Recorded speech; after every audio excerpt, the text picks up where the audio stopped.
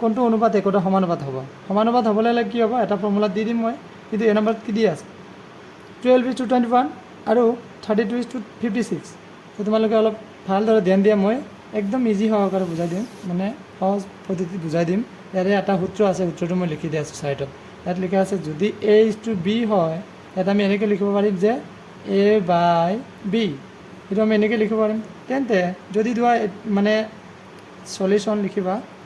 solution মানে সমাধান কি হ'ব 12:21 যদি এইটো A হয় এইটো যদি B হয় তেন্তে কি হ'ব A/B ইকুৱেল কি হ'ব 12/21 ইয়াত আমি 3ৰে কাটিব পাৰিম 3ৰে কাটিলে ইয়াত কিমান টাইম যাব 3ৰে কাটিলে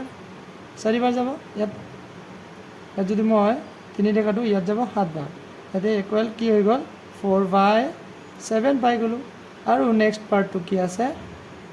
মানে 32:56 ইয়াক আমি কি লিখিম এইটো যদি A হৈ যায় এইটো কি হ'ব B A/B মানে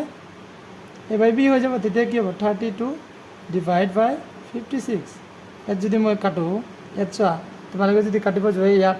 দুটা সংখ্যাৰে যদি কাটিব যাওঁ দুটা নম্বৰত যদি মই কাটিব যাওঁ তেতিয়াহ'লে 8ৰে কাটিব পাৰিম যদি মই 32ক যদি 8ৰে কাটো তেতিয়া কিমান বাৰ যাব 4 বাৰ যাব আৰু তলত ইয়াত যদি 56ত যদি 8ৰে কাটিব যাওঁ তেতিয়াহ'লে কি হ'ব ইয়াত যাব 7 বাৰ তেতিয়াহ'লে ইয়াতে কি হ'ব 4/7 ইয়াত চোৱা তোমালোকে এটা বস্তু লক্ষ্য কৰিবা যে ইয়াত 4/7 আছে ইয়াতো কাটি কিনে 4/7 হৈ গ'ল তেতিয়াহ'লে দুটা সংখ্যা একেবাৰে কি হৈ গ'ল মিলি গ'ল মানে কি এইটো সমানুপাত হৈ যাব তেতিয়াহ'লে আমি এইটো এনেকৈ লিখিব পাৰিম যে এতেকে নেই যিহেতু বুলি লিখিবা ওপৰত দুটা ফুট চিন দিবা তলত এটা দিবা যিহেতু 12:21 ইকুৱেল 32:56 ইয়াত এনেকৈ লিখিবা গতিকে আমি লিখিব পাৰিম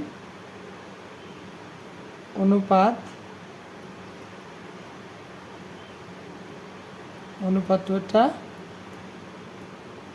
সমানুপাত হ'ব